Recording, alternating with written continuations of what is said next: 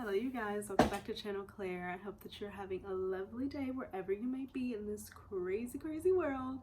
But the news of the day, I guess right now, would be that the Duke and Duchess of Sussex have announced their decision on King Charles's coronation coming up on May 6th. It's right around the corner. So their statement is, and Buckingham Palace has also released a statement, and jointly they have decided that the Duke of Sussex will be attending the coronation at Westminster Abbey on May 6th, and the Duchess of Sussex will remain back home in California with Prince Archie and Princess Lilibet, using all the titles for everybody. I think that this is the best outcome. I think that this was the best decision that they could have made. I really don't see it. Well, yeah, it's a big deal over in the UK. I just don't feel like it would have been worth it for Meghan to go over there and face all the backlash and just feeling uncomfortable, the anxiety. I can imagine panic attacks, like just so much that she would kind of have to deal with, and everybody else would have to deal with if she did go over there. And it's kind of a sad situation because they are a family, and that if this one person comes, Meghan, that it's going to create like all this discord and uncomfortableness, especially with, you know, Kate and William. It's just, it wouldn't have been worth it. I also saw, and who knows, like it could be a rumor, but I did see a statement that, you know, Kate Middleton was talking about their walkabout when the Queen had passed and how difficult that was for her. And I can imagine it being difficult for all parties involved. They arrived in the same car, they did the walkabout with each other. They, like, you could see the tension, you could see the anxiety, the nervousness, especially in Meghan. And then going back to this huge event with a lot of crowds that you can't really control. They're going to say and do what it is they want to say and do. People celebrating, people drinking. You know, sometimes when we drink and we partake, things get a little wild, so it could have got, you know, rowdy. So I just think that Meghan and the kids staying at home and celebrating Archie's birthday back in Cali is the best scenario, and then allowing Prince Harry, who is family, to go and enjoy his father's coronation. That's just what it needed to be. Story closed. And after this, it's kind of like maybe both families, now that they're separated, can just fade into their existence and live their normal lives and just be done. Just fucking be done. And maybe someday, once things calm down and the dust settles and not so many eyes are looking at, you know, everything they're doing, then maybe they can come together as a family and have another peace summit and talk about what we can do moving forward. Is there a possibility that if things were to get back on track, for Meghan and Harry to come back into the folds of the royal family? Would they even want that at that point with everything going on? Or is this like a forever thing? It's always going to be separate. Meghan and Harry aren't going to be considered like senior working royals, and William and Kate are just going to do their thing over in the UK. Meghan and Harry are going to do their thing over in Cali, and that's just going to be it. Are their kids going to be able to get to know each other and have a relationship and be, you know, I think it'll be cousins and grow up together? Who knows? It's just a sad situation when families get involved and it involves children. And now, I mean, their children are very young, so gratefully they don't really know what the hell is going on. But as they grow up, they'll learn, I'm sure.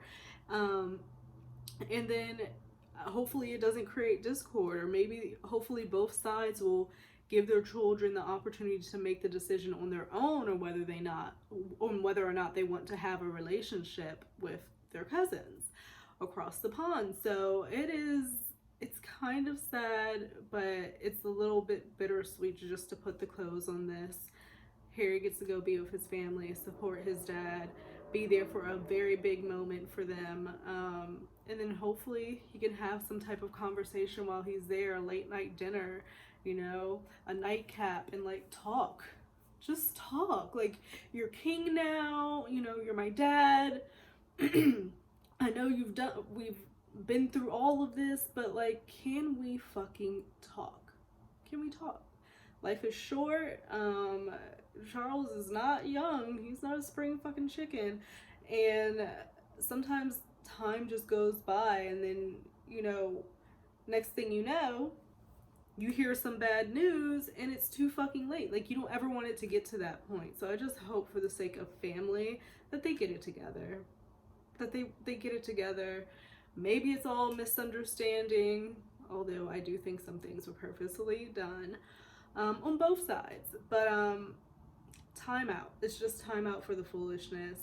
And then also what I saw was on Popcorn Planet's Live last night, they talked to Lori Depp, Johnny's ex, and seeing her and just get to hear her talk about how touching it was to her and how she felt hearing Johnny tell his story on the stand, and how she felt when, well, she said her and Isaac, she actually called Isaac once we got the verdict, and how she felt relieved and so happy, and she thinks she might have even cried. And it's just like, all the women in his life have spoken so glowingly of Johnny, and she was willing to get on this live and, you know, let everybody know her true feelings.